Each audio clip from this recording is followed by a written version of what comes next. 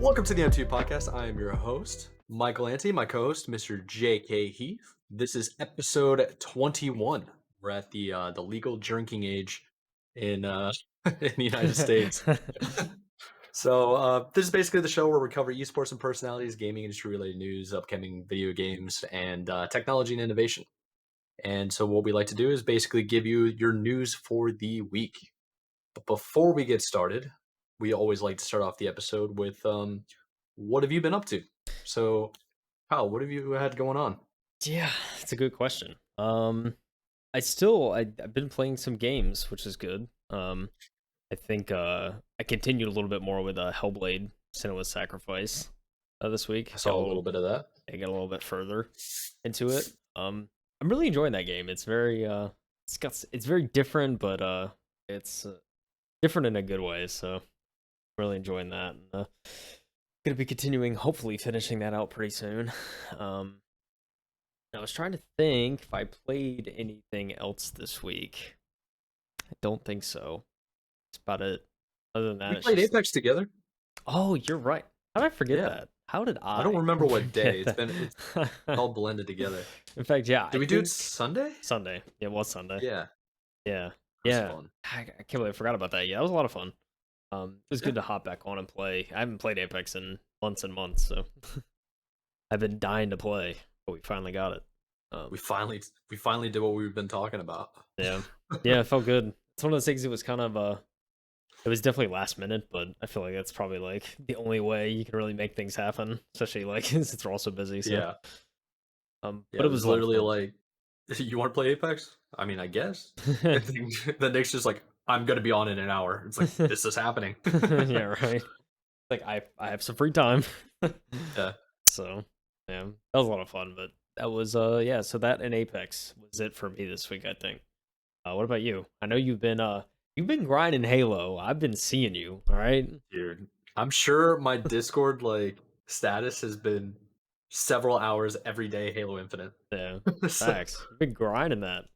yeah, I'm not gonna lie to you. I've been staying up till like 2, 3 o'clock sometimes playing Halo Infinite, like losing my mental over the matchmaking system.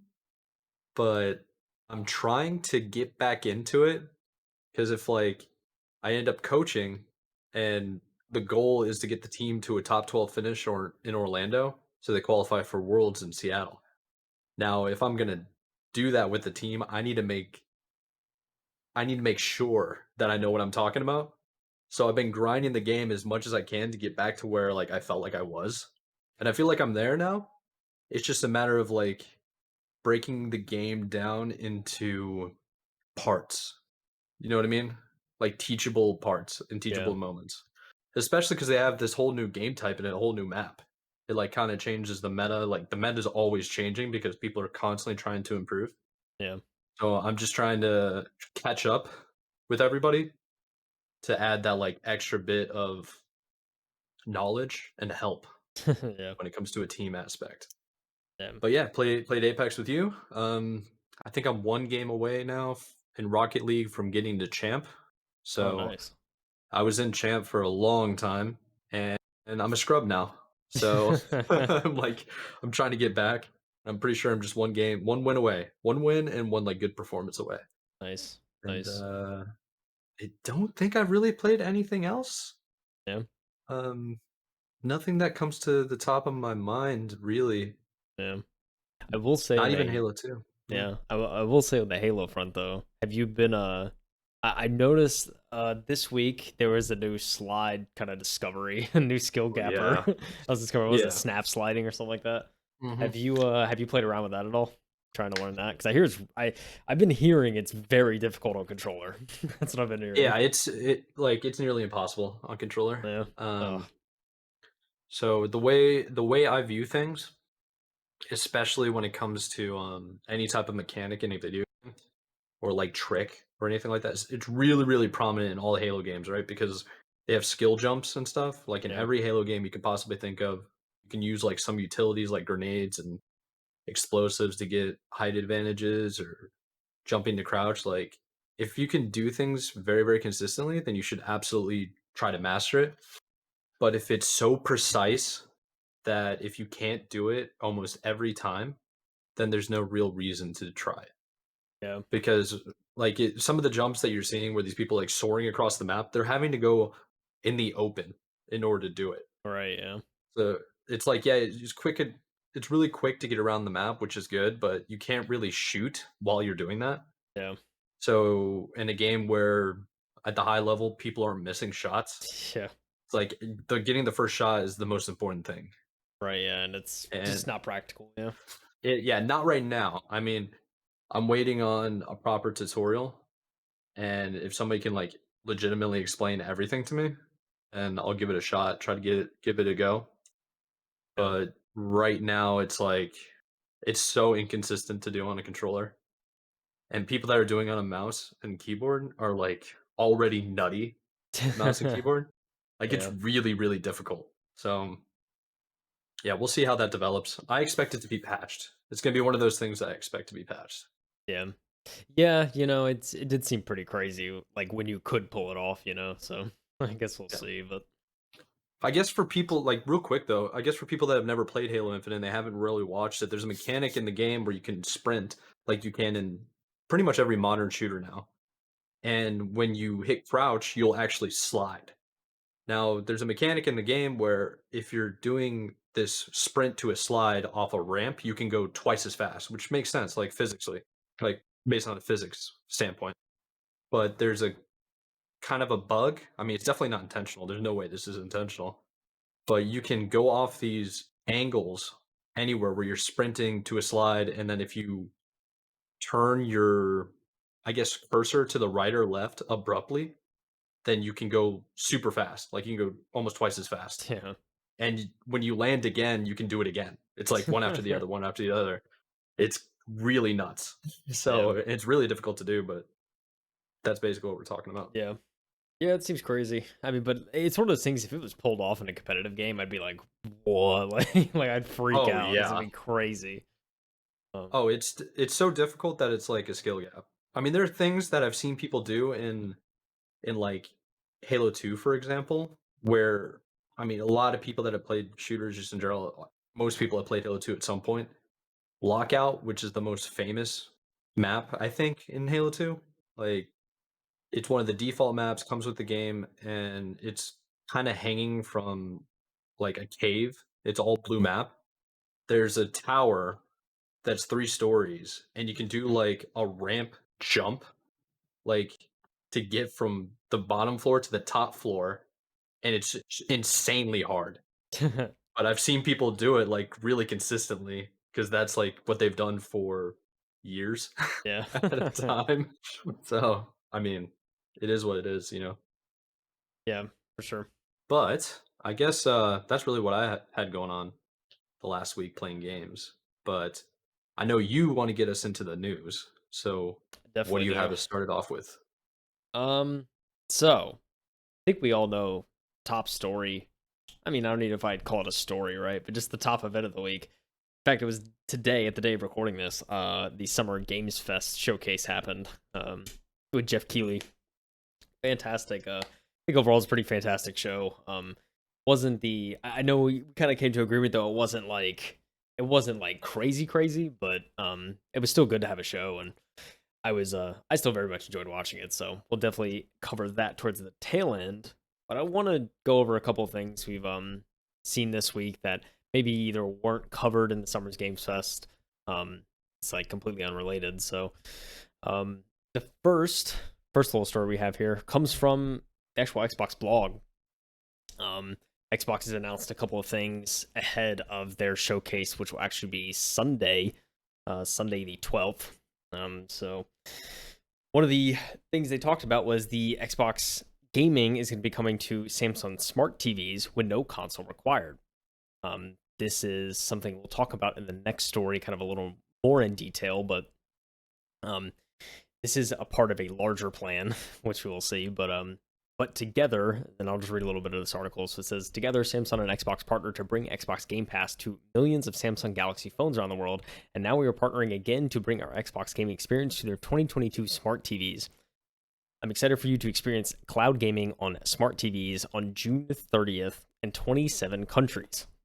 So very, very soon, this is coming, and it's you brought this to my attention, Mike, because I think this is something that you had described in a previous episode, and you have been describing for the longest time, Yeah. that maybe Sony should do something like this, or at least maybe not a Yep. console and the TV, but like they have a streaming platform, right? So it's like Xbox is doing it. they they're listening to the podcast. They're following me on Twitter, I guess.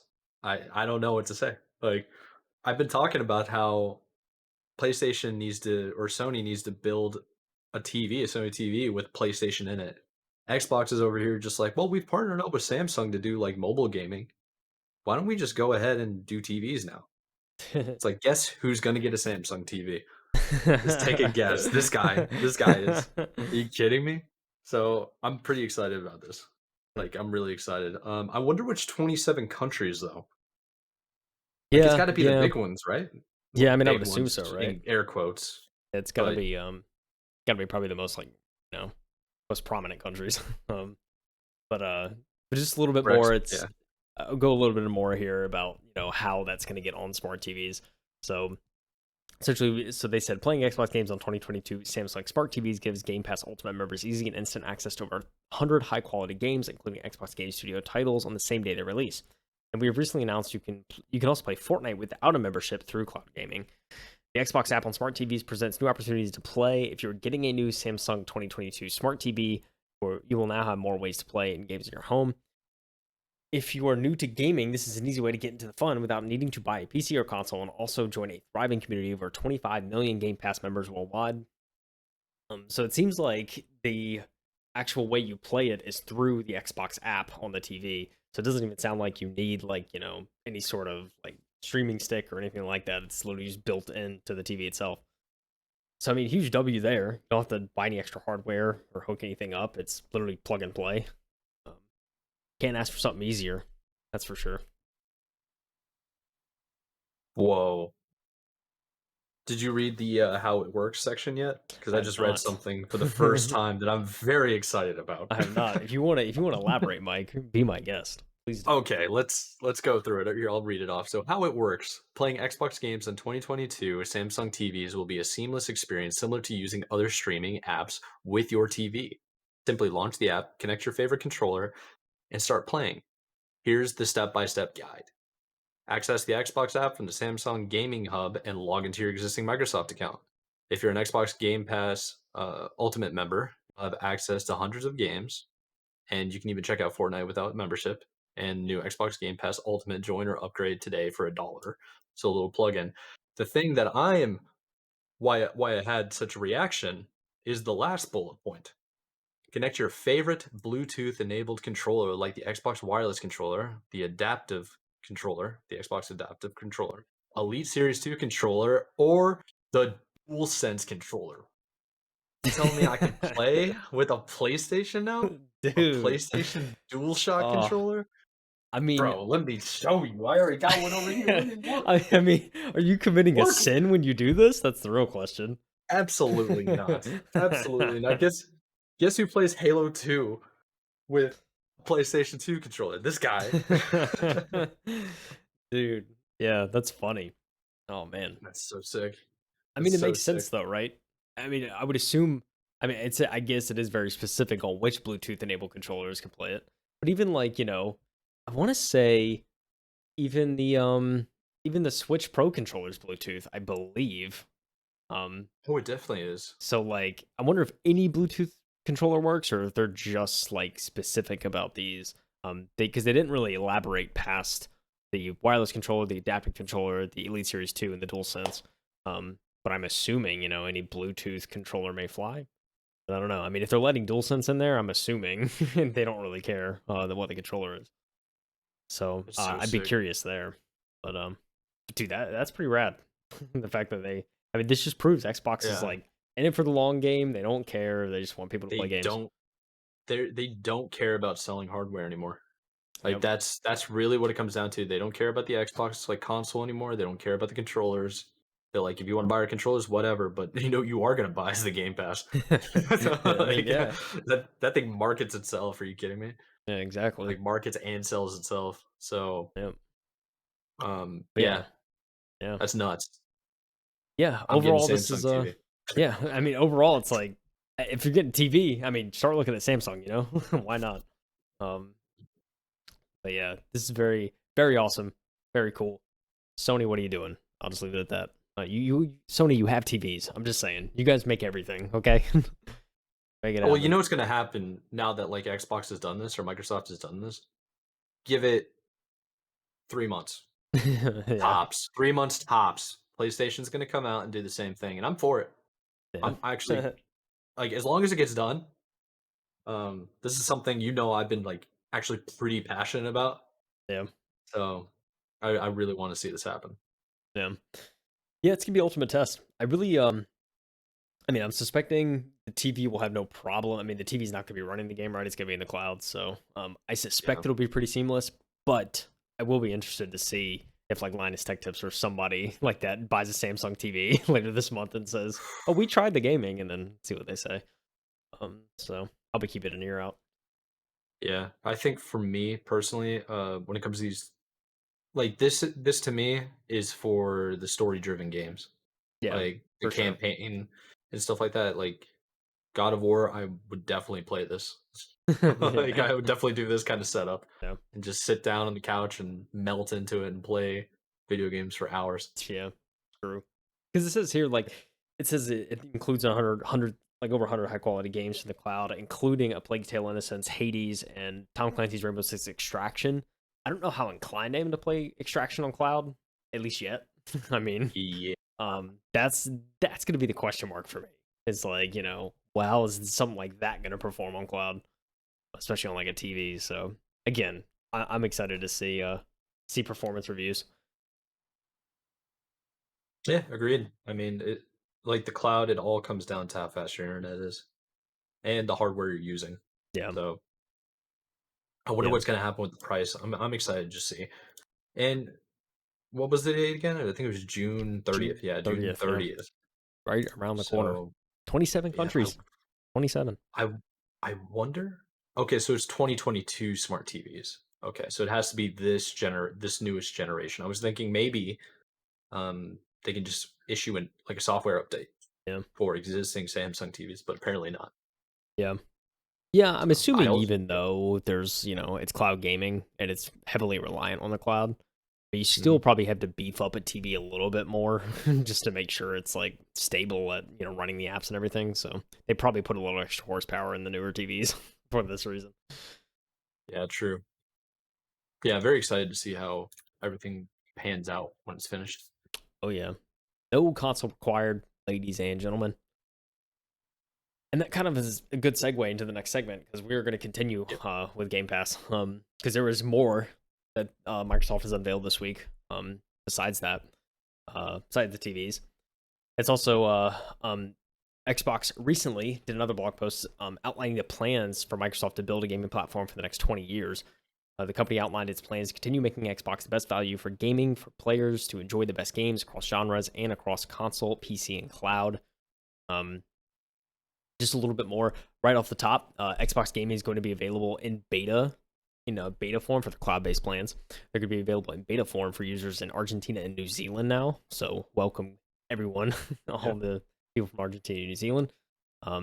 Allow users in the aforementioned regions to access hundreds of games from the cloud on Apple and Android phones and tablets, Windows PCs, Xbox Series X and S, and Xbox One consoles and smart TVs now. So very cool to see that expanding a little bit. Article goes on a little more to talk about Microsoft announcing improvements to gaming experience on Windows 11. Won't get into too much detail on that. It's not anything I think it's really worth writing home about. Talk about also some upcoming features to Microsoft Edge. The Edge browser. I personally don't use Edge, but there's actually a lot of people that do, considering it's Chromium based now. So it's not a bad browser. It's definitely a lot better than the old Internet Explorer.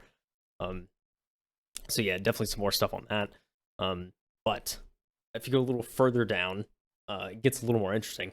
So additionally, on top of what Microsoft announced, they stated that participating developers are going to be able to see how their demos perform and can be compensated, enabling them to bring their creativity to Xbox and reach new audiences with Game Pass.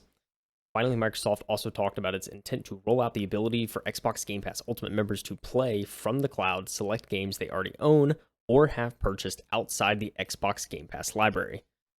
So it seems that they Microsoft is essentially having the ability for people to play kind of these curated demos for upcoming games. So to kind of give, especially indie devs, broader audience, as we saw talked about ID at Xbox and how they've already helped indie devs immensely. So this is even a little more of a push for that. But also just the fact that again, proving the point that Xbox doesn't care. They're in it for the long game, and they are literally letting you just like play games through the cloud that you already own. Like it'll essentially just take the games you own and just throw them into the your Game Pass library for you, so you don't have to scramble with a bunch of like different DRM and use all the It's different pretty clients and all that. it's pretty nuts. I mean, it's super super convenient. The the one thing that we've mentioned before, that's kind of an inconvenience with this. It's like a blessing and a curse. Okay, so on one hand, we can play everything from the cloud and everything's like cross save and stuff like that, cross platform. But the problem is that they don't have the like every game that Xbox has been making for the last like since the Xbox One came out, it has to be online in order to play it. Yeah, it's very So true. that that definitely like kind of stinks because when the servers go off and you can't play those games online anymore, then they're just kind of empty space. So, Right? Yeah, yeah. It's one of the but downsides of cloud too, right? You lose connection, it's yes, gonna you're screwed. exactly, exactly. So if you lose the servers for certain games or like a publisher just decides not to support a game anymore, like yeah, that's fine. I mean, it is what it is. Like how often are people actually going to be playing it? So it's just a blessing and a curse. I think this is pretty awesome though. Like Yeah, overall, you can play anything through the cloud almost. yeah, That's what they're selling at least. yeah. It's definitely a step in the right direction.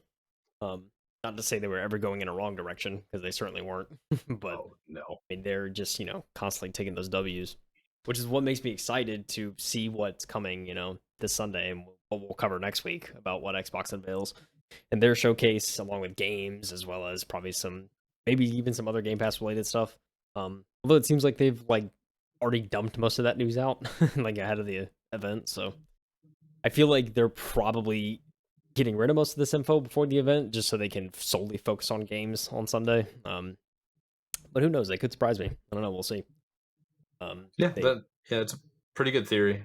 Like yeah, just to this is all like the technical stuff that us nerds are going to be paying attention to, but like the broader audience just cares what next game's coming up. yeah, exactly. So But they also have to share time with Bethesda to be able to give all their updates. that's actually very true. Bethesda's massive.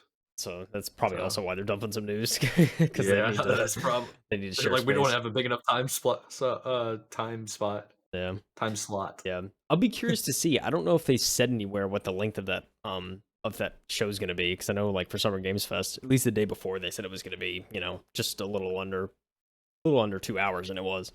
So I'm sure we'll hear probably something leading up regards to the length. Because I think nowadays even like state of plays they always set expectations like the day before, being like, oh, this will be a 30-minute kind of just demo reel where we'll like show you the most recent stuff. So I'm sure they Yeah, will set the expectations. yeah, it's a wise thing to do. Set the expectations beforehand. Yeah, So when it happens, you don't have a Twitter storm. yeah. you know. I mean, yeah, that's the main reason they do it now. hmm But yeah, very exciting stuff for Game Pass. Always good news, and um, yeah, we'll see. We'll see. I'd be curious. I mean, since they're really thinking 2 decades out, it's like I'll be Yeah. really curious to see how like closely they stick to that plan and how much they roll with it. So fun stuff. Yeah.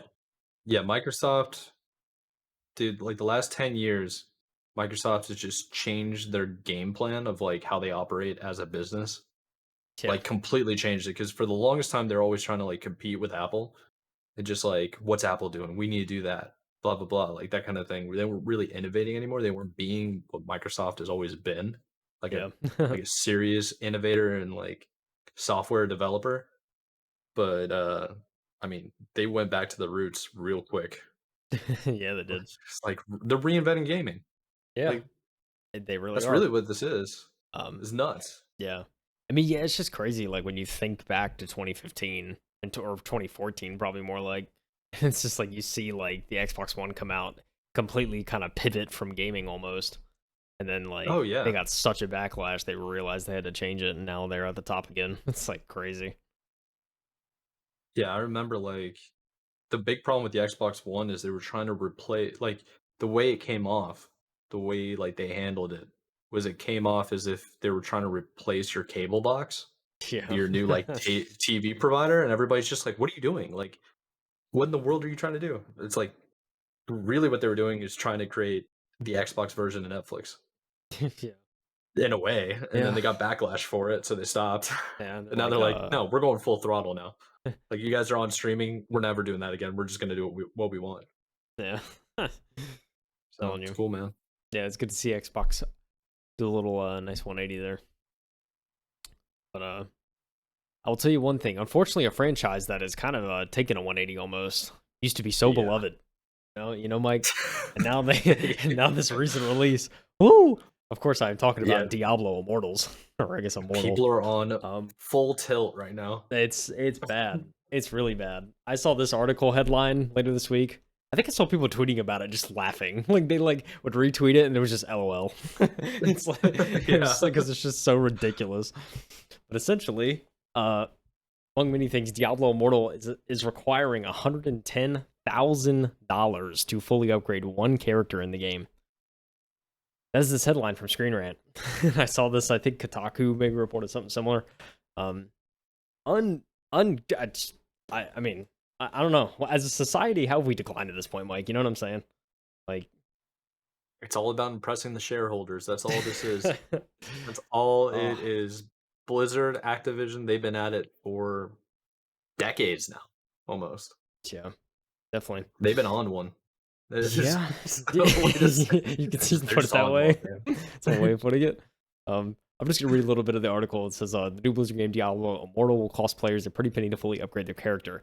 Diablo Immortal is a free-to-play mobile and PC game that was recently released on June 2nd or June 1st for lucky Diablo Immortal mobile players in some regions. This game allows players to explore the world of Diablo in a more player-friendly manner, unlike its predecessors. The dungeon crawler, though free to play, does eventually hit a level cap where purchasing in-game upgrades will be useful for those who are looking to progress even further through the story." It kind of leads into, I mean, the article may talk about it too, but I also saw this in like videos and whatnot, saying that the free-to-play aspect of the game is good up until around level 50, and then after level 50, that's when it really starts like hammering you to buy stuff. And it says like, Yeah. yeah, you really can't progress unless you buy stuff. Like that's how it is from now on. So it's very unfortunate. Like you kind of get some grind, but then pretty quickly you hit the, oh, you better start paying if you want to like progress, which is unfortunate. But I feel like most mobile first games are kind of like that, unfortunately, especially adaptations. But then you have stuff like COD Mobile, PUBG Mobile, like the shooters and whatnot. At least from what I've seen, they still seem pretty fun, and they're not like they're not price gouging. At least from what I've seen. Um, Anyways, but Diablo Immortal seems to be pinching for those wallets of their players, and it's just so unfortunate to see, man, because I've heard so many good things about Diablo, and like especially like so many people that just praise that franchise. And when they do like some mobile kind of adaptation, so to speak, they just Yeah. like crap all over it. It's so unfortunate. Well, from the Diablo like fan perspective, they've been waiting a very, very long time to have a new game on PC.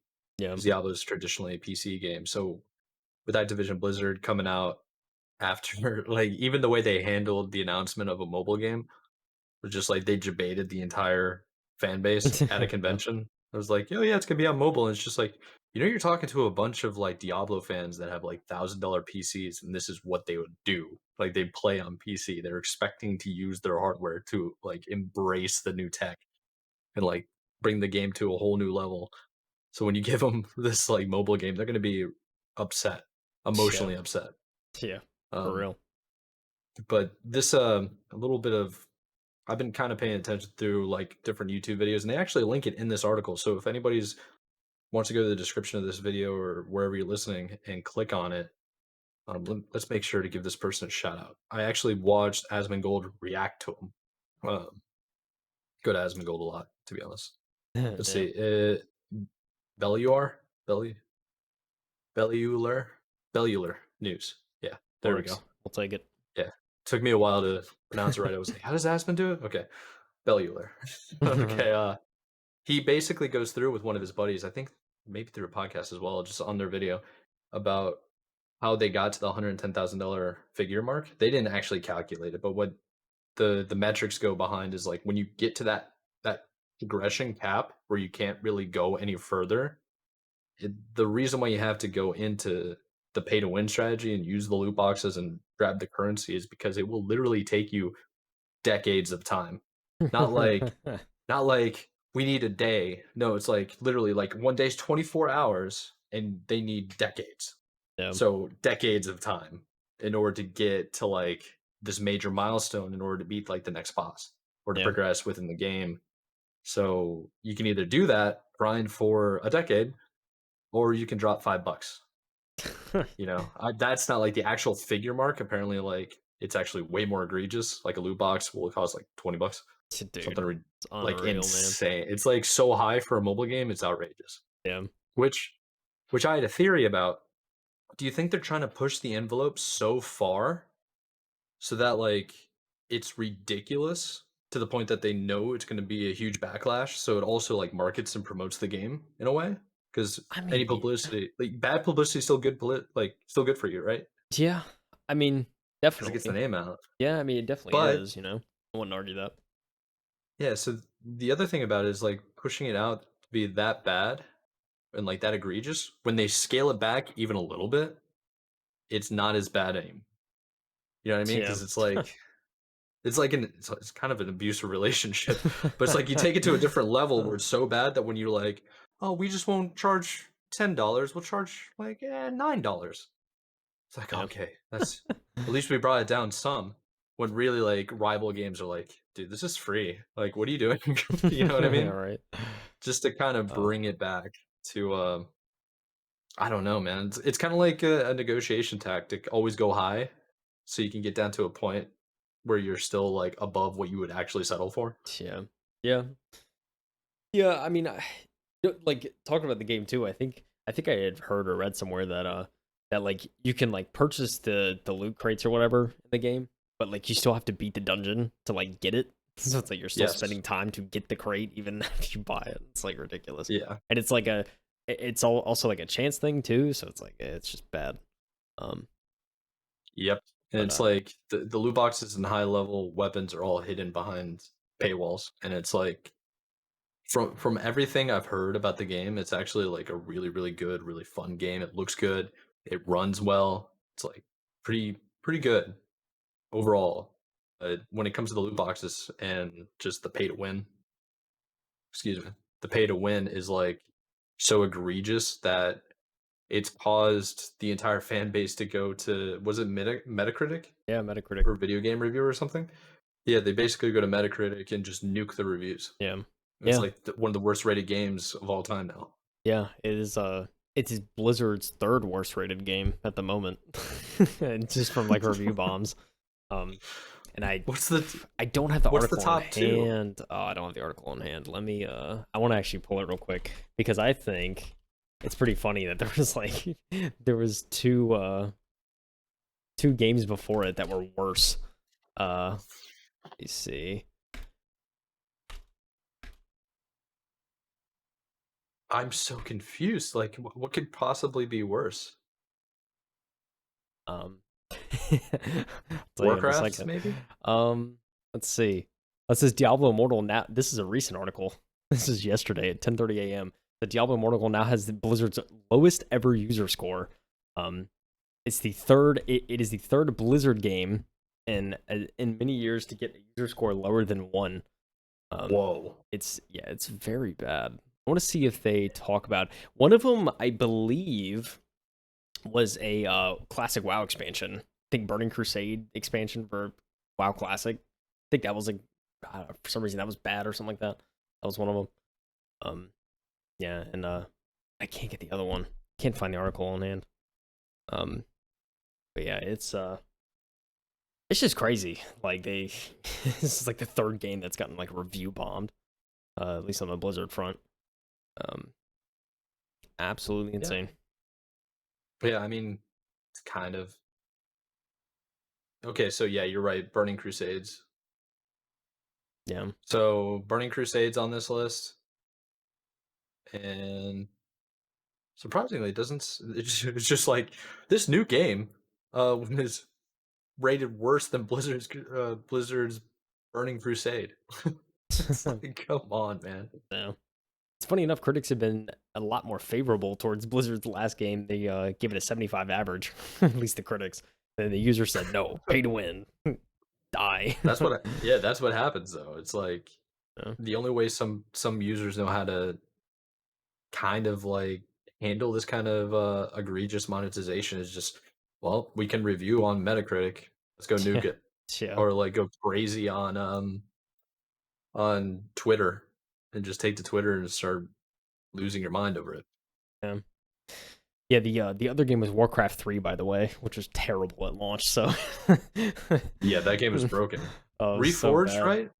I think That it was the was, yeah, game where Warcraft 3 they Reforged. basi- I was it's so bad. yeah. Oh man, it's unreal. You know? Jeez, But, man. but who knows? I mean, I I don't know if there's like any saving this game. I mean, unless they just got rid of the pay to win, but I just don't think it's gonna happen because it's a mobile game. So No, they need to nail in get the it together. coffin. Nail in the coffin for this one. No, they're gonna cut back and they're gonna be like, "Oh, this is fine now, right?" And then everybody's gonna be like, "I guess," and then go back to playing, and then it'll just be, it is what it is, you know. Yeah, you're right. um, but you know what is not dead? No nail in the coffin. You know, Oh, tell me, I know where you're um, going. E3 is returning in 2023 online and in person. Let's You'll go, love to hear baby. it. I love to I hear it. love to hear it. Um, 2023. Let's 2023. go. E3 it's going to be E3's first in-person event since 2019, right? Pre-pandemic, baby. Um, It's crazy. Despite multiple COVID-related cancellations and controversies over the span of the years, E3's organizer, the Entertainment Software Association, hasn't quite given up on the iconic game industry convention. They had an interview with Washington Post. The ESA president and CEO, Stan Pierre Lewis. E3 will see a full return in 2023, both online and in person. Yay! I mean, there's really not too much else to go off of. I mean, he pretty much just said, we're really excited to see it come back in 2023, and we're excited that we're gonna have both in digital and in person. And goes on to say, as much as we love these digital events and as much as they reach the people we want on a global reach, we also know that there is a really strong desire for people to convene, to be able to connect in person and see each other, and talk about what makes games great. Which, I agree with. I mean, I think it's always awesome to have in-person events. So, I'm definitely glad they're doing it.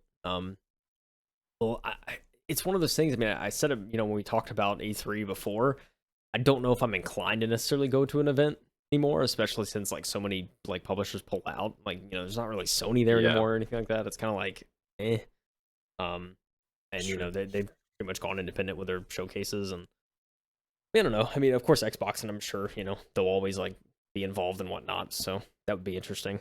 And who knows? I mean, I like, especially with the Summer Games Fest thing, which we'll get to in a second. I mean, it seemed a little lackluster this year, and I think it's partly due to the fact that these next couple of years are probably going to completely be insane and just like rail everybody with all these releases and all these great Yeah, titles. So we're definitely building up to something crazy, especially like I think 2023 too is when like all the pandemic will really, like, I think for the most part, kind of be caught up with, we'll like be caught up completely with like, figuring out the whole working remote thing and whatnot for gaming. So developers will be able to be at full capacity and full steam ahead. So that's when we'll really start seeing all the great things that have come out of the transitions. yeah, that's a fact. I mean, it is true that E3 is definitely like they're losing more and more big name developers and platforms, I guess is probably the better way to put it. Just it's still always cool to see because it's like such a legendary event, you know? Yeah. Just to see people going to these events and like being all excited and like seeing trailers, and we're all seeing trailers for the first time, all together, it's kind of a just good atmosphere, you know? And I think that's what they're trying to capitalize on, but like capture. Um, but yeah, so E3 is coming June 9th. Yeah. It'll yeah. Yeah. You think they're gonna do it in Anaheim? I think they did it last time in Anaheim, I think they typically California. do. You know, like when Microsoft has their showcases, they always do it in the Microsoft Theater, which I think is in LA, I think. Um, Yeah, Los so Angeles seems like the main place where they'll do it. yeah, that tends to be it, you know, either that, San Diego, stuff like that. Um, but yeah, it's definitely gonna be a West Coast event. It normally always is. Um, Mhm. but yeah, Yeah, takes place annually in Los Angeles, LA. the Um, largest gaming expo of the year by importance and impact. So that's what it used to be. But we'll see how that actually ends up, you know? yeah, definitely. Los Angeles Convention Center. And we might make a trip. I mean, hey, you Be know, kinda be I kinda mean, sick. if this is the thing for me, Mike. Like, if there's anything absolutely nutso that happens, like either next year or like the year after that, that really builds up hype for the event, I don't know. I might consider it if I don't have anything else going on. You know, so Honestly, yeah. Yeah. That's a good point. yeah, Coincidence, right now is June 9th. We're filming on June 9th, yeah, Thursday. yeah, So it's exactly a year away. Maybe we'll get to see some cool stuff coming out. yeah. Maybe Who knows? it's one of Who those knows what can things. happen in a year? Exactly. I mean, you know, I'll definitely never say never. You know, could happen. And you know, I'd definitely be down to go if the games are ripe and the announcements and the hype is there. So we'll see. You know. Yeah. You know what I could see? No, it might be too early for that. It could be too early for that, but here's wishful thinking, okay? Doctor Disrespect and 100 Thieves, they're two separate games. They could do some type of event, Yeah, maybe. that's a good point. Who knows, man? I feel like I mean, so for Doc's game 2023, it's a I think that's possibility. too early. I mean, it's a Yeah. possibility because he announced it kind of late 2021, but yeah, I mean, 100 Thieves game, I'm suspecting probably 2024. It's probably when we hear Yeah. anything. And I Um, also think it won't be as hyped because they're deliberately trying to make it a content creation kind of thing. yeah, They're trying to make it seems like what they were pushing is doing a vlog attempt at building a game. yeah. So Like here's stage one, we're gonna take you along the way, we're gonna have your feedback, and they want to have like all their different creators, specifically like their streamers and yeah, YouTubers be involved. Like that's actually pretty cool. So yeah, it's pretty dope. But yeah, I mean, I think in terms of a hype standpoint, they may have trouble. I think building up hype for their game, but who knows, man? Maybe it's a new way. I don't know. What do I know? I know you know. You know what I do know about? I saw that Summer Games Yeah, Fest today, Mike. You I already was there know. with you, sort of. Ah, in spirit. No, we Yeah, you were. Go ahead. no, I was just gonna say. I was gonna say. I mean, you know, we'll be going through probably some of the games I think that the both of us kind of saw and were interested Yeah. in. So I'm definitely not gonna cover everything. It was way too much, but um, and I think a lot of it too is kind of just, if I'm being honest, games that just aren't for me, or I probably will never get around to. So I will be sticking it to I think our kind of like, you know, honorable mentions type of deal. So and you know, Yeah. anyways, but I will let you go, Mike. I don't Well, I think the main thing we were trying to collectively do is come up with our personal picks from what we saw of like what you would be interested in, and also like the big hype, right? So I think let me go to the list. You're showing the actual article. Oh, somebody actually time stamped everything. yeah. Okay, we're putting that link in the description for sure. Yeah, yeah. Um, I think one of the main ones, like right off the bat, that I'm actually interested in is Aliens Dark Descent. Yeah. So I don't think that's what you're showing right now, though, is it? No, it is. This is what It I'm showing is. right now. That is. Okay, so Aliens is exactly what it sounds like. For people that are listening, anybody that's ever watched Alien, the movie, and or the movies, it's a video game version of that. We don't really have much context of the characters, but it looks terrifying. It looks like what it should look like. Oh yeah. Definitely. It's not surprisingly, it's not that gory. I thought Yeah, I thought yeah. I thought it's definitely like I think they're trying to reach the broader audience. I think they can get away with like a PG-13, Oh, yeah. like not a rated M game, or maybe there's no telling how it's gonna go. Mm. But I do have a question for you, Kyle. Have you actually seen the Alien movies? I have not. That's actually one of the older series I haven't Okay. watched. Okay, so that explains why. Because when I told you, I was just like, I'm kind of interested in Alien, and you were like, Yeah. I I mean, think you kind of shrugged. yeah, I did. I mean, for the most part, Alien Isolation is probably the closest I've been to the Aliens franchise, and even that was like a recent Mhm. game, so it's like I don't know if it counts, right? It's kind of just like whatever. Yeah. Um, Well, I'm a pretty big movie buff. I've seen a ton of different movies. Like I absolutely love watching movies. I'm the type of person that will start a movie and literally pause it and come back to it like a day later. Like during lunch breaks, I'll put like a movie on. I'm kind of a psycho like that. Watch a movie for like 45 minutes and I'll be like, all right, cool. I'll come back to that like tomorrow and I'll finish it up. So I like treat it like a show almost. yeah. Um, unless I absolutely love one of them. But one of my all-time favorite lists that you have to watch is Alien, the first movie. Because when you find out, like at the time, when the first time you see it, when you have no context of the alien creature or like what's actually happening, it is truly terrifying. It's like a Yeah. horror space odyssey kind of like, well, Space Odyssey is already a horror, but it's like Alien's absolutely insane and nuts. So to be able to like fight the alien in a video game is for me like I'm probably gonna play it at some point. Yeah, for So sure. Yeah, who knows? I mean, I may check it out at some point. Um, I never played Isolation or anything like that, even though Isolation was kind of a more of a horror game, kind of hiding, like you're hiding from the alien type deal. But yeah, this is um, like you go in to like clear it out almost. yeah, yeah, It's just definitely, a trailer. yeah, it's definitely a different approach. So who knows? Mhm. Maybe at some point. But yeah, I don't know. Seems pretty cool. Uh, Following Aliens Dark Descent was Callisto Protocol, which we saw some footage for at Sony's State of Play last week.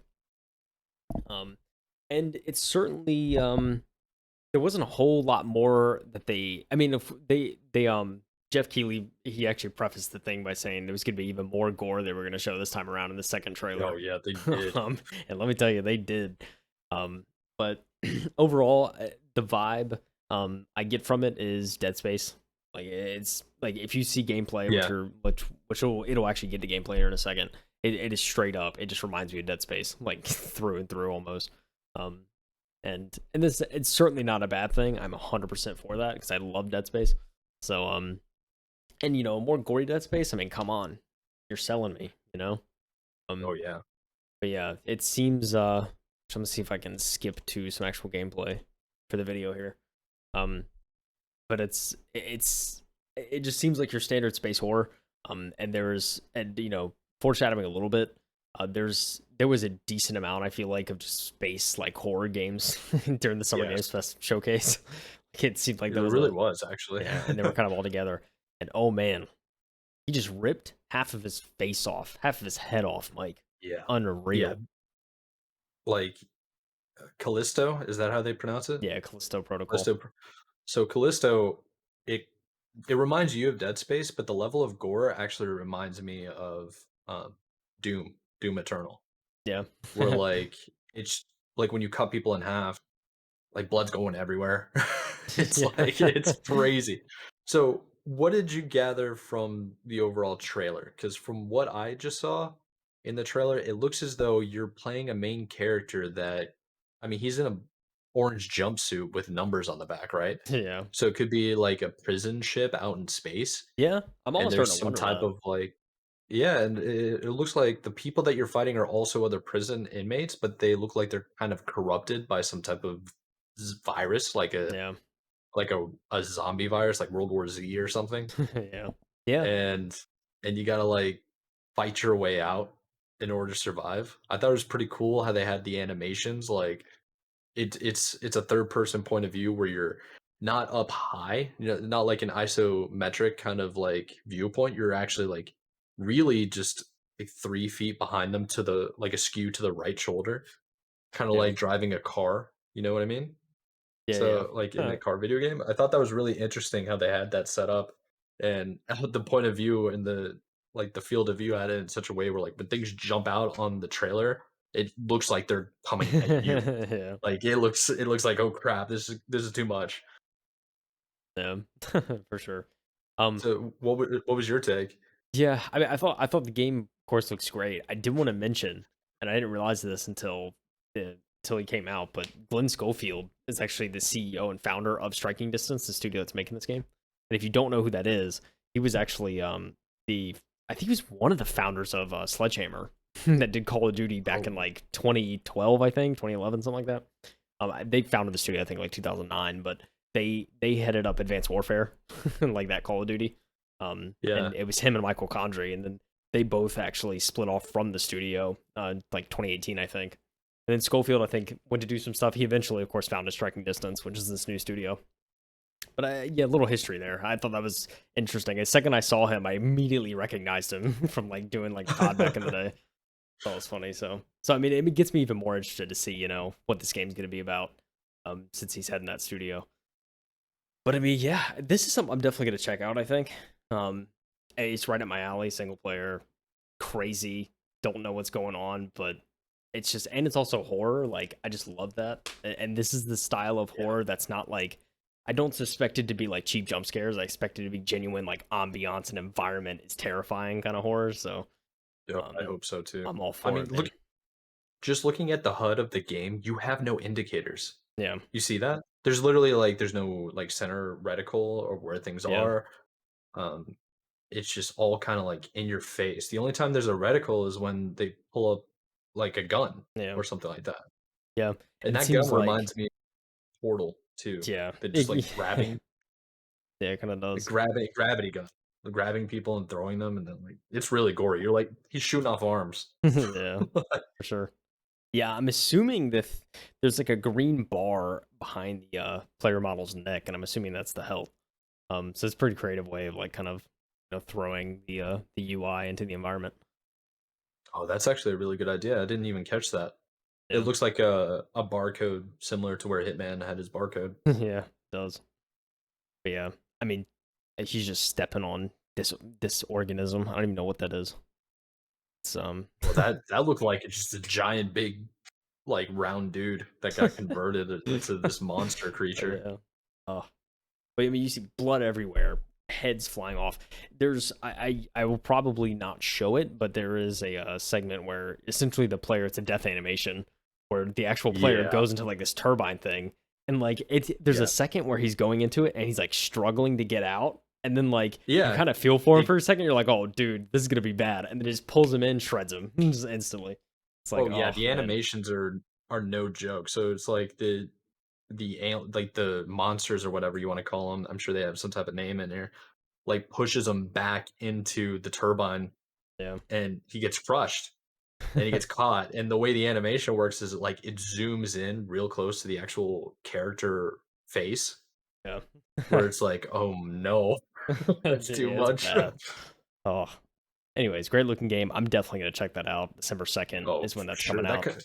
yeah, that comes out, yeah, December 2nd, 2022. Yeah. End of the year. Nice little end of the year closer. I think it'll be good. Um, Mhm. so other thing I wanted to mention, I don't want to spend too much time on it, but COD Modern Warfare 2 got a gameplay Yeah. feature of one of the missions in the game. Um, does look, I mean, it looks like it's running off the COD Modern Warfare 2019 engine. Looks really Oh, yeah. good. I mean, I have to say this engine, like graphically, is just crazy, and like it always has been since 2019 came out. Um, and I think overall, I mean, the story is probably going to be phenomenal. I mean, Modern Warfare 2019 had one of the best campaigns, probably, like any COD. It Um, in a while. Yeah, yeah, definitely. yeah, and so I have no doubt the campaign's probably going to be very good. Um, I there's we mentioned it before, in the past. And I know I mentioned it, but like it's just like I'm so nostalgic of the old CODs. It's like I just don't know if I can get behind multiplayer for this, like especially on this engine. It's just like I just miss that arcadey COD feel, and like the newer engines just don't have that. So I don't know. I mean, maybe it's that. Maybe it's just the fact that the whole style for me is just kind of stale. for this type of shooter, but it probably That's also has a interesting. I factor. didn't But yeah, it's newer engine. see. I didn't know that. I didn't know that's how you felt with the new COD. I mean, for me, I thought I've actually like really liked the change. Yeah, I was kind of a grinder on Modern Warfare yeah. for Which a while. I think most people do. Like, to be fair, I think most people like it, and I can see Yeah, why.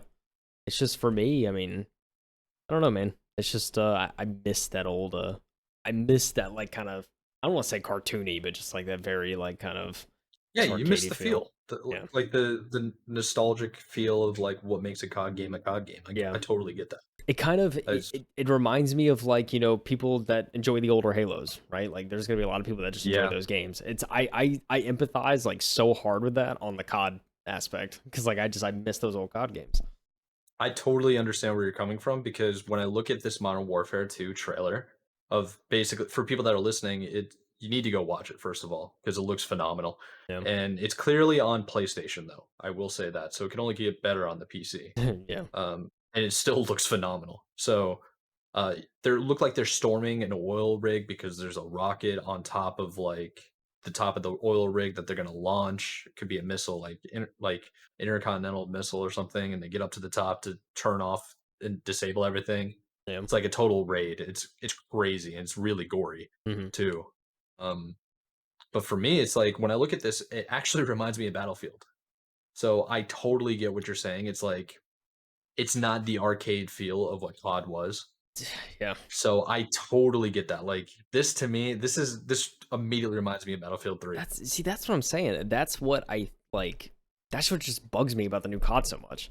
It's like they try Yeah. so hard to be realistic, and if you're too realistic, I'm sorry, Battlefield did it first. I'm immediately shoehorning you into the Battlefield like wannabe like kind of thing. Yeah. Which I maybe totally get that. yeah, I just maybe that's too far, but I miss old COD, man, and I don't know. Unfortunately, I think I always will. I'm just gonna be one of those old heads. I feel like with COD. Well, it's gonna come back, right? Because they always have what, two or three different studios actually working on COD. Yeah, there's three. So you have Treyarch, Sledgehammer, So and Infinity Ward.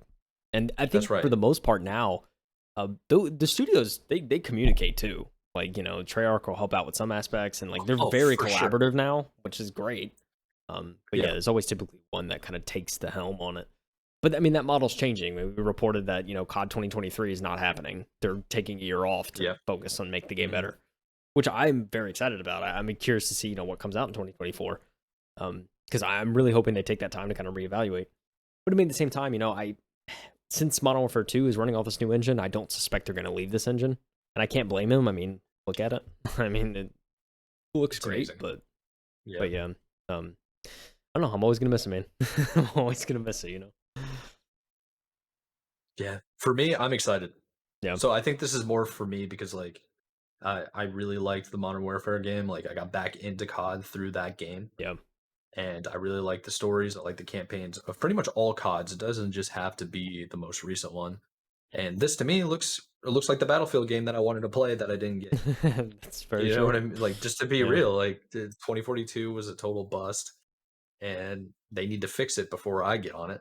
yeah, definitely. And this game really looks interesting. So what time? Like when's the release date for COD Modern Warfare 2? It is October 28th, I believe. It's end of October. I know that's like last This week. year? Yes, this year. This Sheesh. is the Okay. 2022, and then next year they're not having a release. So this is gonna be the last COD for a couple years.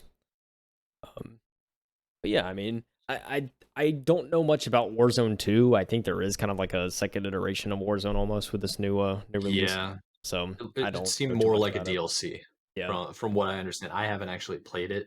yeah. I know a lot of people have been grinding it though and said it's like fun. Yeah, So, I mean, Warzone's one of those things. I think it's always going to kind of be like a kind of like a game as a service type model. I think especially with like the mhm. newer COD that came out, like you said, it kind of just added on to what was already there. And Yes. I have a feeling that's what's going to be, unless like the engine drastically changes. Um, although they are saying this is running on a quote unquote new engine. I don't know how new it is. I don't know what they changed. But they are improving, I guess, upon what was already there. So again, Yeah. we'll It see. I just guess, yeah, we'll see. it depends on how they define new, right? Right. So, I it's mean, like if you make a couple iterations of a like of the engines that still make it Yeah, new. Because that's new to me is like building from the ground up. let's see that, and that's my idea. I mean, and Mike, just to be just an honest question here, when you watch this, does this scream new engine to you from 2019? No, it does not. Yeah, I mean, yeah, it doesn't for me No, either. So, no. um, I think visually it looks good. It probably looks better, but no, this doesn't scream new engine. I will say, like, the way this person in particular is playing and gaming, uh, it's I don't know how to put it. Like, this is the problem with demos when you get those like in yeah, real gameplay demos. Is like I'm better than you. So when I watch you play yeah, and you're missing or you're not playing as quickly, it's like I get you don't want to make the people that are watching it like motion sickness, but yeah, like I'm out here playing games for hours at a time. Like I'm yeah, used to it whipping around quick. I watch streamers like yeah, whip it around for me, please. You know, yeah. That's what I'm quit saying. being so casual. Yeah, see, that's the thing too. I mean, you're exactly right. It's like they're very robotic in their movements, and it's just like, Yes. oh, like why? Like, Yeah. It's but like, come on, man, you can whip it quick, but who knows? It could be like alpha stage, and if they go too quick, they get screen tearing. You know, I mean, yeah, but that's a good like point. that's a real thing that could be happening. I don't know. So it's Yeah, also it's just they're really trying to just showcase the graphics. If you're moving too quick, you don't see the graphics. yeah, right. You don't You see the don't motion take it blur. all in. Yeah, Yeah, exactly. sure. Yeah. Anyway, that is at least my thoughts on the new COD. You know, Mhm. we'll see how it is. I mean, I'm not itching at the bone to play though, so we'll see. Um, the next title is kind of worth mentioning. I felt, and I know you certainly felt the same way. Mike was Witchfire. Yeah, Let's see, I think a good honorable mention. yeah, I think for would sure. be the best way to put it. Yeah, definitely. So show some quick gameplay here for a second. It's the first thing whenever I saw the gameplay, it screamed Destiny, like Destiny 2 kind of like Yeah. style. It's like the hand cannons and like you're running around and it's kind of just Yep. I mean, if you're watching this right now, I think you immediately see exactly what I'm talking about. It's very much like the punching animation's kind of the same to like a Titan in Destiny. It's like Yeah. it's and like you have like the like what they just showed there with like the kind of the weird like kind of aura that comes Like out from those hand like those motions. It just reminds me of the or Warlock. Like it's or just like maybe like Elder Scrolls possibly? Like yeah, with guns? yeah. See, and I heard that too. I heard a lot of that, kind of Skyrim, Elder Scrolls kind of world with guns, and I can see that too. It's definitely that same vein. Um, Yeah. kind of like a mix of Skyrim meets kind of Destiny type thing. Looks a lot of fun though. I mean, it's one of those things. I mean, I don't play Destiny too much really. I mean, I think last time I played was like over a year ago. But I mean, I'd hop on this with some friends just to check it out. It's kind of a Oh new yeah. setting and everything. Why not? Yeah, this screams the type of game like we don't really this is just gameplay, it's all out of context really. Yeah, So we don't actually know like what's going on, what the story is. But what they're showing is really interesting. And if they do go with that like Destiny like 2 kind of vibe, I mean, how sick would it be to get on this like maybe once a week, once every 2 weeks, whenever they do any type of like raid boss battle kind of thing, similar to how Destiny 2 works. yeah, Just grab your boys, grab the friends, bring them in. yeah, That'd be kind of cool. yeah, for sure. So yeah, definitely a nice little game I think to check out. Is it said in the trailer it was available soon to wishlist on Epic Games, so Yeah, available very that's actually soon. So interesting. Yeah. yeah, very cool stuff there. Um, let's see. Let me go down the list a little bit more here. Wasn't there was of course some great games. I know like Fort Solace and Routine. Those two games are very again based in space, kind of like a horror kind of thriller type vibe there. Certainly worth watching at some point if you haven't. Stormgate. The only reason I'm really mentioning Stormgate is because it's a brand new RTS game, which I feel like we Yeah, really haven't seen in a long man, time. it's Um, been forever since we've seen any RTS come out. yeah. And what's interesting about this, I saw an article that said some of the old StarCraft 2 devs left Blizzard to work on this Yep, game at Frost Giant. So, yep. a lot of potential here if you're an RTS fan. I think there's with a new game on the horizon, could be something to grind, and who knows, man? Maybe RTS can make a comeback. I don't know. I'm not an RTS fan myself, but I mean, it seems when I see people play StarCraft 2 competitively, I'm just like, what the heck? So Yeah, this will be another thing. The trailer itself, it kind of doesn't scream RTS, but I think that's most RTS trailers, and they just they kind of show the characters, the character models and whatnot on like on a smaller scale, but But nevertheless, new RTS is on the horizon. So if you're a fan of that at all, it's definitely will be worth checking out. Yeah, the graphics look pretty sick in this cutscene. You know what it Yeah. reminded me of? Like right off the bat. Hmm. Have you ever watched any of the Overwatch character background story promos? I haven't, but I know what you're talking about. Yes. So it's like we have no idea who this person is. There's no like nothing's in context at all. It's like she's just on this adventure. It looks Yeah. like she's excavating some ancient ruins, has an ancient like I don't even know like medallion metal piece or whatever, and like puts it up into a hologram, and all of a sudden just summons all these things around it to like build a super powerful shield. It's like then some random boss comes out, like dragon looking. What's it called? What is that character called from Lord of the Rings? A You're asking the Balrog? wrong person because I've never seen Lord I of the think Rings. it's you. And I just said I was a like a movie buff. Okay, everybody. I wanted to say that because I knew I'd get that reaction. Okay, there's this one scene that Lord of the Rings sidetrack, like real quick. It's a famous scene. Most people have seen it, even if they haven't even seen Lord of the Rings. When Gandalf, the Grey Wizard, the Grey Tall Wizard, is like hanging from the edge and he's being pulled down by this like dragon beast. And he says, "Fly, you fools." Do you know what I'm talking about? He's like yelling at the rest of the fellowship. You No, have no I saw idea. I'm one. so sad. I think it got spoiled for me though in a meme where like Gandalf like fell off a cliff, or maybe it was Dumbledore. I can't remember. It was some like Same guy. older guy that just like fell off a cliff and Literally died, same and I was guy. like, oh well, that's spoiled for me. Whatever movie that is. So I don't know. It doesn't spoil it though, at all. Oh, okay, well that's good.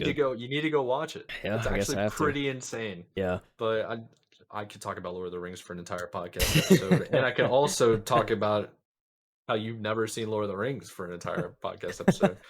But Oh what you man. said, let's just go back to the beginning. Stormgate, the new Yeah. RTS, you said Stormgate. it has creators from Activision Blizzard. Yeah, it has some of the devs from Activision. Well, I guess some of the devs from Blizzard that worked on StarCraft 2. So got some experienced So people in that house. and it would also make sense why I got the Overwatch vibes of the story-driven like characters, Yeah. Yep. right off the rip. And Yeah. it doesn't really show any gameplay at all. So Yeah, this it is doesn't. mostly like, hey guys, we're working on a project. Register on the beta. It looks like they got a lot of money backing it. Yeah. And Oh yeah. It's Frost Giant too. Pretty well yeah. known. I Pretty think well known. they got this. Yeah. So. Yeah. At the end of the trailer it says the beta will be in 2023. No exact date, but just kind of a window there. So there will be a beta next year for that. Again, RTS fans, check it out. Seems like it'll be right up the alley for most people. Assuming the gameplay doesn't completely flop. I mean, I'm not gonna go that far and say that, but you just never know. You never know, Mike. I feel like the RTS genre in general is kind of fixed in a certain way of how it should be played. Yeah.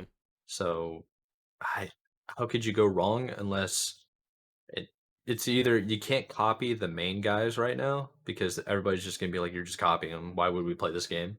So they Yeah. got to be innovative, like in some direction, in order for people want to play it. Yeah. Yeah, But definitely. early access, time to sign up and give it a shot. Honestly, Time to sign up. But it's you know what it's time for? I mean, I ain't gonna get mad, all right? But you I was were pretty real mad I was earlier. pretty upset earlier. You were all right? DMing me a lot. I was pretty upset. You're Alright, upsetting spaghetti. So I'm just gonna get some context. If for anybody that has seen, it was E3 2014. Dead Island 2 was premiered as an up and coming game, an up and coming sequel to the beloved franchise, by Deep Silver. And it was the trailer essentially is a guy jogging on a pier and he's listening to music, and he's seeing people on the pier kind of turn into zombies as he's running, and he's like playing music in his headphones. So all you hear is the music, but the world around him is just like being decimated. Chaos. and then all of a sudden at the end of the trailer, he's like turning to a zombie himself, and it's a whole thing. And then like the zombies turn on him, and anyways, that's enough context you need. Jeff Keighley comes out, this bold man right here, and he starts hyping it up. I've been playing some of the audio. Sequel we've all been anticipating for We've all been anticipating this. Oh, Trouble in Paradise. Don't want to get bitten. You don't want to get bitten. After many years Zombies? of rumors, we finally get an update on this much anticipated sequel. Oh, it's anticipated. So anyways, he leads it with that. And then the beautiful people at Coffee Stain, they decide to essentially one-to-one rip almost the trailer to Dead Island 2. It's basically a rip. Yeah, like a it's direct almost rip. Yeah, it's literally down to everything, honestly. Yeah. It's another look, guy warming up, stretching, putting on music. like I should have known from the graphics, like, okay, this isn't it. Like, but like I was just like I was riding on euphoria at this point, Mike. I was like, dude, Oh, this yeah. is it. Like, bro, this is the next game. Okay, this is probably some weird like start whatever. But they literally and it's like the goats are just out here like being the zombies in this trailer. It's the funniest thing ever.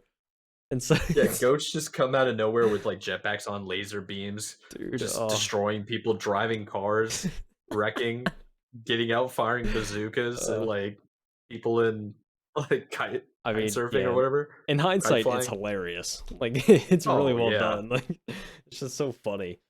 But And he steps in goat poo, messes up his brand new white shoes, turns around and goats just staring at there's him. 4 goats just ready to pounce on him.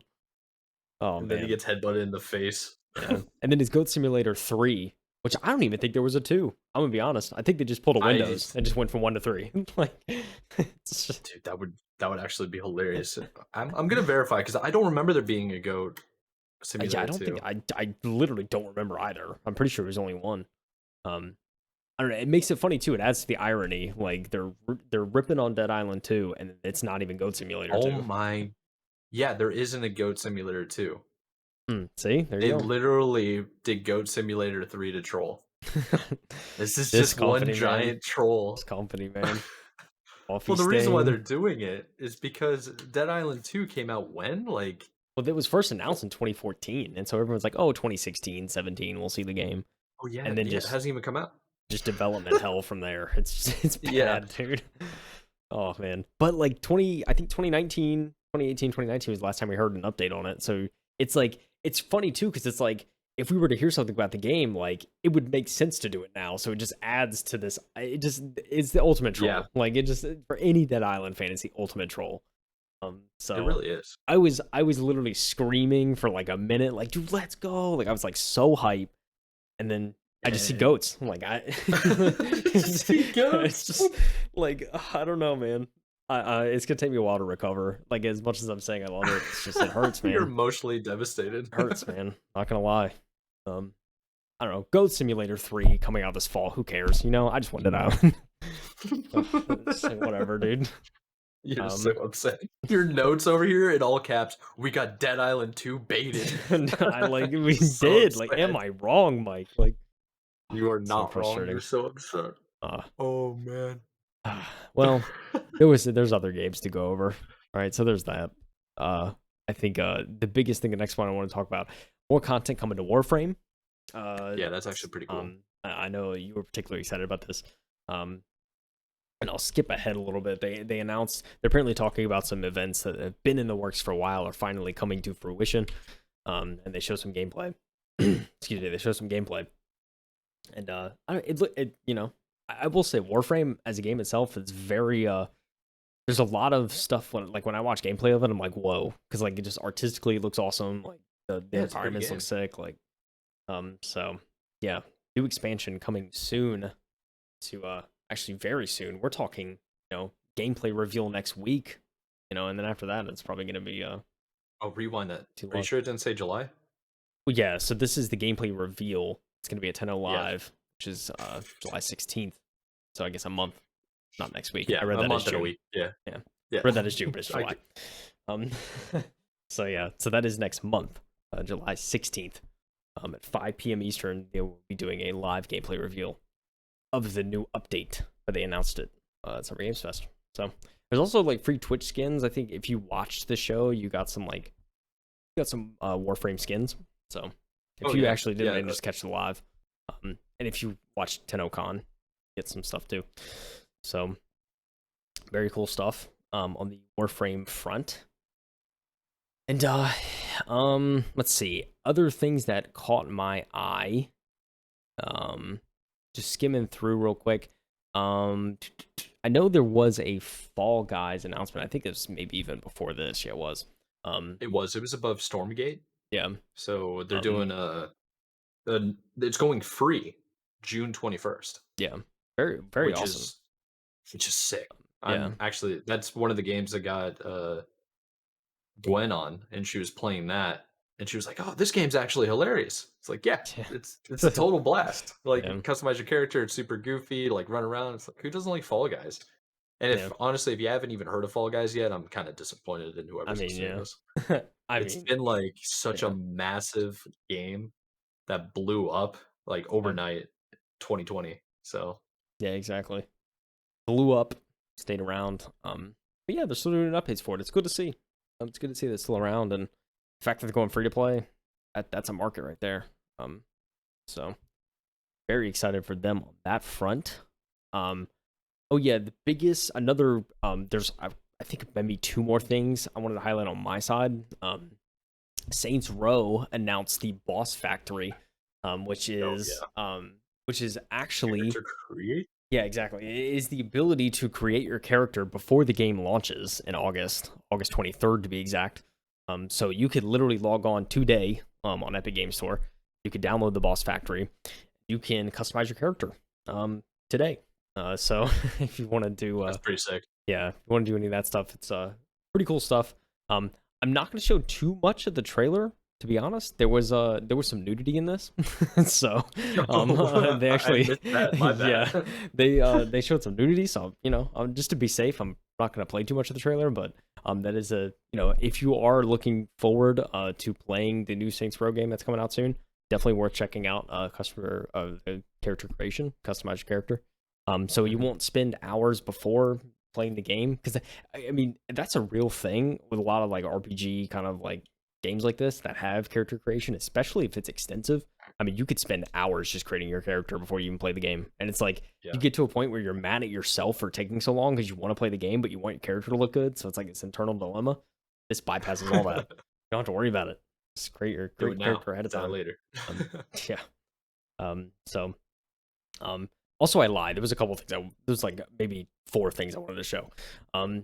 The the Layers of Fear, if you know that horror game, that is getting a sequel. Or Layer of Fear. Now it is Layers of Fears, plural. Looks very interesting.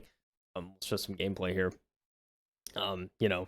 Layers of Fear, like Layer of Fear, was one of those horror games that was like very unique and like it was like a kind of a mind bending horror that was like you play it and you're like wondering what's real and what's not. So the fact that there is kind of a sequel coming to this, very exciting stuff for especially if you're into the horror genre. So trailer is wicked too. I'd highly recommend you go and watch it if you're at all interested. Yeah. Yeah, it's absolutely terrifying. Yeah. Yeah, they call it psychedelic horror. That is the perfect description. Yeah. It's kind of the style of game. It looks like a fever dream, honestly. Yeah. Yeah. Like a fever dream that's got you terrified out of your mind, but it's also like you want to solve and you want to figure out what's going on with the story. Yeah. Best part, Like it's main Unreal Engine 5, Mike. I mean, come on. all right, well, sign me up. I was already intrigued, but now I'm just like, I guess I got to go play the first one. I wonder, you probably don't even have to play the first one, right? Because most times when these like horror like games end, the way it ends is like to have a proper conclusion. Like everything's finished. It's like a standalone movie almost. Yeah. Yeah, So, I mean, I suspect with a game like this, it's all about the gameplay. Like, what they do. So yeah, I mean, if there's plot, I mean, prove me wrong, but yeah, this is something that is going to be on Steam, Epic Games. It's also going to be entirely next gen only, or current gen only, so PS5, Xbox Series X and S. Yeah. So, but yeah, that is, you can add to your wish list soon. They don't have a date yet when that's coming out. But I also want to talk about Gotham Knights a little bit. I know we covered this recently. They recently announced that they were dropping their old gen compatibility. So they're only coming out on PS5 and Xbox Series X, which is awesome. I think.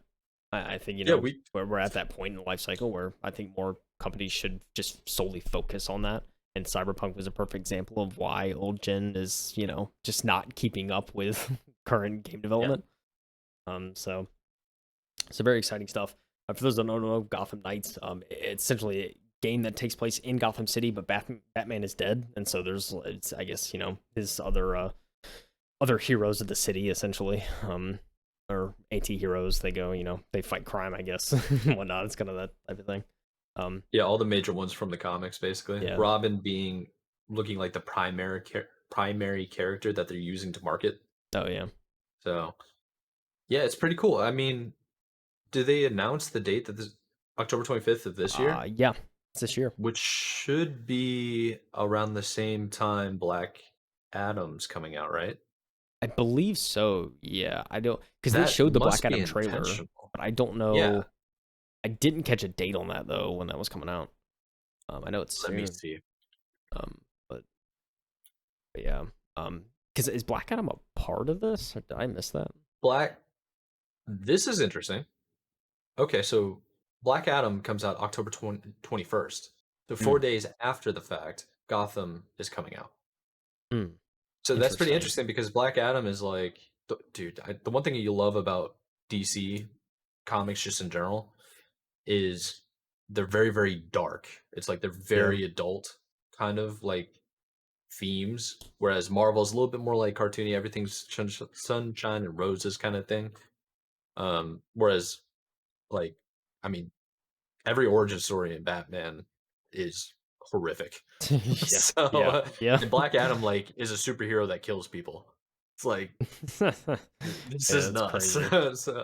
So I'm really interested to see like can they take the comics? Can they take the hype of like the most recent Batman movie, the hype coming around with Black Adam, and encompass that into video games as well? Because like Arkham Knights, have you ever played or seen any gameplay for that? Oh yeah. Is super highly rated and amazing. Yeah, dude, they're amazing. Yeah. Yeah, so Gotham Knights, I mean, it's got me intrigued too. Yeah. I want to see how that ends up. Yeah, for sure. But the closer of Summer Games Fest this year was Neil Druckmann came out, talked about some Last of Us stuff, gave some updates on everything. Prior to Summer Games Fest, the original trailer I think that we're going to close with unfortunately got leaked, and that was for Last of Us Part 1, which is going to be the remake of the first Last of Us for next gen or current gen, for PS5 specifically. So that that actually has a release date of September 2nd, which is a lot closer than I thought that game was coming out.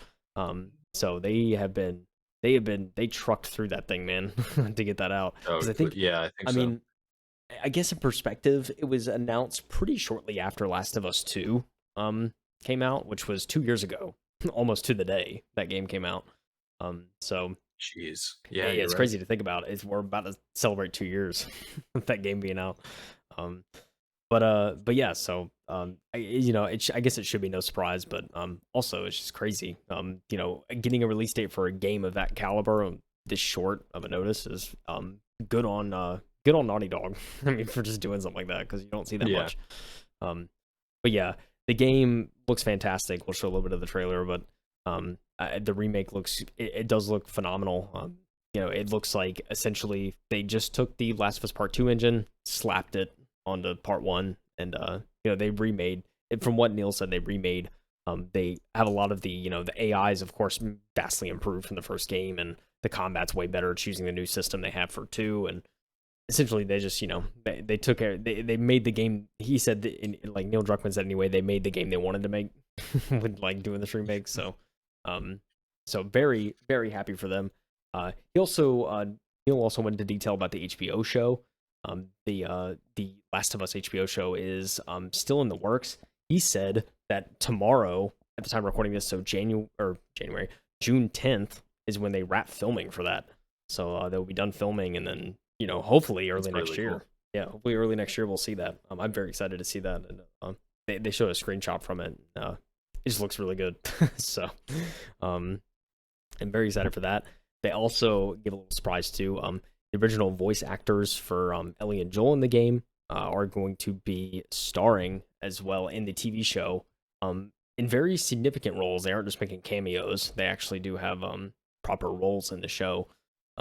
So of course they aren't playing the main characters, but it is really cool to see they're collaborating with the developers of the games and trying to make something genuine. So very very excited for that.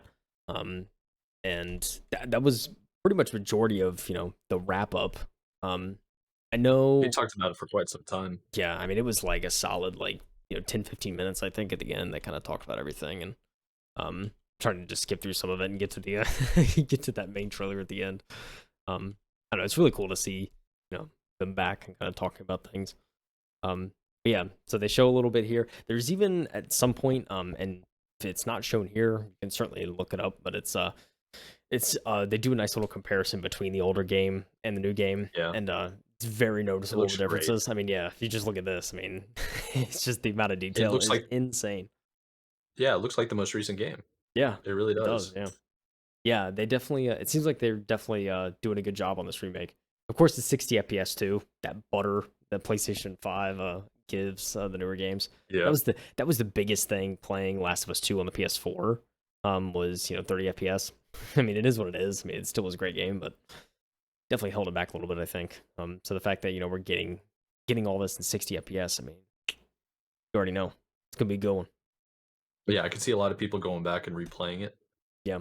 Just because it's like 60 FPS is a big deal. Yeah. 30 to 60. We've talked about it, I think, our last episode. Yeah. Or no, the episode before that where we were talking about the new monitors coming out Oh with yeah. 360 hertz or whatever ridiculous. Yeah. No, it was 500 or something. I don't remember. But the point is, right now, it's like that big of a change. It's pretty significant. And it's worth going back and visiting, Yeah. especially for a game like Last of Us, where the replayability, if you can just increase the graphics and frame rate already, it's like I can play it. Yeah, it's wild. They also mentioned a side note when they were announcing when the game was coming out that it's also in development for PC. So it's another thing there. It's coming out on PC. Yep. They're getting all these PlayStation exclusives, baby, on PC. But yeah, they show the comparison here. It's crazy. I mean, you just see this, it's like whoa. Yeah, tell it's that- significantly better. Like right off the bat, you can tell Yeah, it's just it's it is 720p crazy. compared to like 4K. It's like So it's for so real. good. Yeah, the amount of detail. Very exciting stuff. I mean, I think I will say, like, maybe the only downside for me is that I'm sure, and I believe I read somewhere, I heard somewhere that that this is probably since it is PS5, it is a PS5 release, it's probably going to be $70. Which I mean, it is a remake, so you are. I mean, you're getting a brand new game almost, but I mean, it is a lot of the same story. So if that's something, Yeah. it's kind of like, I don't know how I feel about it, to be honest. But who knows? Maybe if I see reviews and it's crazy, then I don't know. Maybe we'll be like, whoa, like it'll be worth it. But yeah, exciting stuff. Glad to see Naughty Dog still doing stuff. And Neil Druckmann also teased at the very end that they are working on new IP. There's a new project that they are working on. Yeah, so, that's good. But yeah, oh my gosh, I almost forgot. Probably the most like the coolest thing out of this that we could get the most detail on was they are working on a standalone multiplayer game in the Last of Us universe. And from what it sounds like, it seems like almost and at least from what they show in like concept art, it just looks like this huge kind of it almost gives me like Division vibes in a sense, like in the Last of Us kind of universe. They of course don't show gameplay or anything. They said we'll get all of that next year. But there's already speculation like this could be like they're saying even like Neil Druckmann said it's even it's going to be bigger I think than people expect. And it's so big that they couldn't even put it with Last of Us 2. They had to make it standalone. So it's getting That's the hype. nuts. It's getting the hype going, man. Yeah, that's definitely getting hype going. I wonder how much work they've gotten done so far Yeah. on it, if it's that big. Yeah. I mean, I would assume they worked on it fairly shortly after Last of Us 2 was out and the bugs were fixed and everything. Yeah. At least I would hope. So, there's probably at least, I would think, a year and a half of development, I would suspect. And then if they're waiting until next year to actually talk about more, that's going to be another year. So, yeah, I mean, I think by the time they show stuff, it'll probably be at least a couple of years in development. Okay, cool. So, Well, it's yeah. definitely good to see. So tomorrow, They have apparently Netflix, Epic Store, and Tribeca Games. And then Yeah. Sunday is the big day Oh with yeah. Xbox and Bethesda. Xbox So Bethesda on Sunday. So yeah, I mean, at the time, if you're watching this the day we post it, it's a possibility that the Netflix Geek Week presentation already happened, so you can see new shows and game related stuff that's coming out from Netflix. I think Jeff Keighley is co-hosting that as well. He also said at the very end that Summer Games Fest is returning in 2023 with digital and in person, which makes me think: are they going to compete directly with E3, or is he just saying this because they yeah, that's a it good was just question. in there already? And because I don't know, it was very recent we heard about E3 coming back, so I'll be really curious to see what comes of this. If there's actually going to be direct competition between them. Um, Yeah, it's that. Hey, man, competition's good in this case. yeah, So sure, we'll see how it works. Um, yeah, that's a next year's issue, though. yeah. It's a You know what I 2023 mean? problem. I ain't gonna worry about it Yeah. now. For now, Um, I think the only issue we're having to deal with personally is like we don't have another episode until next week. So by the time we get to covering it, most people should have seen it by then. yeah, yeah, But definitely. we're still going to be covering it for Yeah, sure. So definitely still gonna talk about it and go mhm. over. And who, if it's banger after banger, I mean, it'll probably be a long segment. But if it's Yeah, to be honest. so, I mean, regardless if people know about it, we're definitely still gonna cover it. So make sure you check back in next week if you're living under a rock between Sunday and Friday. But you know, we give our expert opinion here, right? We really And do, I vouch honestly. for it. I think it's a good opinion. I'm just saying. I love my opinions. All right, Mike. That was all I had this 100%. week. That was it. That done diddly did it. Summer Games Fest 2022. Yeah, I'm looking forward to the rest of the games that are going to be showcased. Honestly, like I know what I'm watching tomorrow. That's for sure. Yeah. Oh And yeah. Saturday and Sunday. So it's gonna be pretty cool to see. Hopefully, we get some absolute bangers. I hope we get some surprise stuff as well. Yeah. Dude, I want an Apex Legends moment. dude, like for real, Download man. now. Yeah. I mean, I'm very excited for the Xbox Bethesda showcase. I'm really excited to see what they have. I'm excited to see Pete Hines again, man. The goat come back Yeah, on stage and just give some bangers out. So that I don't know. drama. I'm hoping for it. Yeah, and for anybody that's like still watching and listening, those weren't all the games. The games that we covered for the Summer Game Fest, those were just our personal favorite. There's some other bangers on there, like Outriders DLC. I don't think we talked about that. Um, what Neon White for the Switch was Yeah, yeah. that one looked kind of cool. There's a Cuphead DLC we've mentioned several times. Teenage Mutant Ninja Turtles is apparently coming out next week. Yeah, Shredder's Revenge. Um, Fighter. yeah, so there's tons of stuff coming out. Even Street Fighter 6, they show gameplay, Yeah. and we got Start. tons of fighters. So Um, yeah, definitely pretty cool, and I'm really excited. I mean, there's not really much else to update on. yeah. It's just Summer Games Fest. Everything else has been kind of down low. All of the journalists, all like the coverage and the media is at this Games Fest or covering everything about it Yeah, with the exactly. studios. So it's pretty much what's going to be going on. I think the biggest tech stuff that I heard is like AMD just releasing new stuff, and this Samsung TV to me was a complete surprise. I didn't think that was coming. Yeah. Yeah, definitely. So I'm very excited. I want to know what the price is going to be. Yeah. So, I know, I'm man. good. Like for real. So I think Um, I think we can go ahead and wrap up this episode while I get ready to go surf on the internet to figure out any rumors for pricing. yeah. Yeah. Yeah, Samsung TV. and also don't forget, Epic Games Mega Sale is still going on. They talked about it a little bit during the showcase. It goes on until June 16th. You can get crazy deals. Epic always gives out coupons and stuff, so you can get Yeah, even they do crazier deals constantly. on brand new games. It's pretty nuts. Just go check it out. Open up your Epic Games client and give it a look. There's Also, crazy discounts. Nintendo is also doing a bunch of deals too. Oh yeah, yeah, I briefly clicked on an article that talked about like NintendoLife.com, I think it might have been called, yeah, and they just went through a laundry list, like just a really long list of different games that are on sale, and a lot of them were like marked down significantly down to like a $10 mark. So for yep, people that have a Switch and you're looking for something to just like get a new game, I mean, they're on the digital marketplace, but if you've been listening to us, buy the physical copies. Always buy the physical copies for Nintendo. They're going to go up in value. So do that. As you point, it autofocused. Does mine do that? Yeah, Yeah, it does. that nice Sort of. autofocus. Focus. Yeah. Man, that's because you got a real cam though. No. It's pretty cool. Yeah. All right, well, I think that wraps up our episode 21 of the M2 podcast. I am your host, Michael Anthony. My co-host right here, Mr. JK Heath, Kyle Heath, and you can find us on social. So at Mr. JK Heath is still your handle, isn't it? I Yeah. believe so. Yeah. Yeah, Still is. and mine's at MadMikeWillEatU. You can find us on pretty much every single platform, and links are always in the description. So if you're interested in any of the articles, any videos, whatever we mentioned, go down there and check it out. Try to find it. If not, join the Discord. Say what's up. That'd be kind of cool. So Yeah. Kind of cool. without further ado, peace out. Thanks for Catch you listening, later. everyone. Bye. Yeah, thank you. Bye.